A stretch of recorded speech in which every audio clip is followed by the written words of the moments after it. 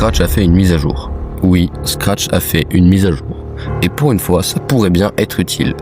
Aujourd'hui, on parle des nouveautés sur Scratch, de ce qui change et de quel impact ont ces changements.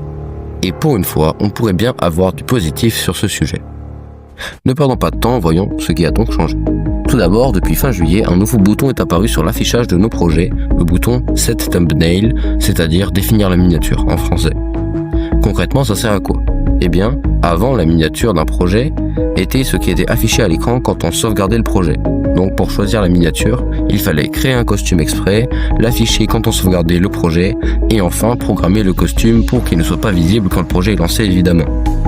En fait, maintenant, on peut choisir le moment où on enregistre la miniature, puis modifier le projet comme on veut, voire supprimer le costume, et la miniature restera la même. Ce n'est pas inutile, mais ça change pas la vie non plus. Mais c'est pas inutile. Maintenant, je me demande quand même pourquoi ils n'ont pas fait comme Scratch Add-ons le fait depuis quelques temps, c'est-à-dire un bouton pour importer directement une image, ça serait quand même bien plus simple. Deuxième mise à jour qui n'a bizarrement pas été annoncée officiellement, et pourtant c'est la plus intéressante d'après moi. Le 24 août, un ami m'a fait remarquer que la section récent sur la page des tendances avait disparu. Et ça, c'est un énorme changement comparé au bouton des miniatures. C'est une page entière de Scratch qui disparaît, et avec elle la possibilité pour les scratchers plus connus de récolter de l'audience à la sortie de leur projet. Je vous explique rapidement comment cette page marchait. Comme pour la page des tendances, elle était plus ou moins propre à chaque pays. Donc à chaque fois qu'un scratcher français publiait un projet, en théorie ce projet apparaissait dans la section récent des tendances dans les heures suivantes.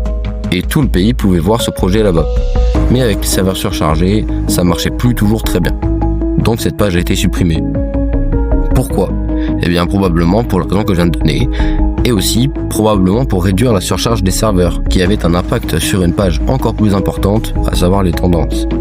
Alors peut-être que cette suppression est temporaire, ça expliquerait pourquoi la Scratch Team n'a pas fait de communication officielle, mais ce n'est absolument pas une certitude.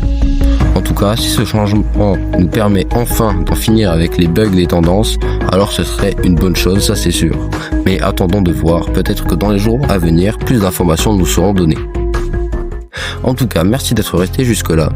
Dites-moi en commentaire ce que vous pensez des changements dont je viens de parler, et abonnez-vous pour plus de vidéos Scratch et de contenu associé.